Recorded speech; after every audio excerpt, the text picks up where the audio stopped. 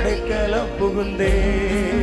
என்னை ஒவ்வொரு நாளும் என்னை காக்கும் இறைவன் நீரே.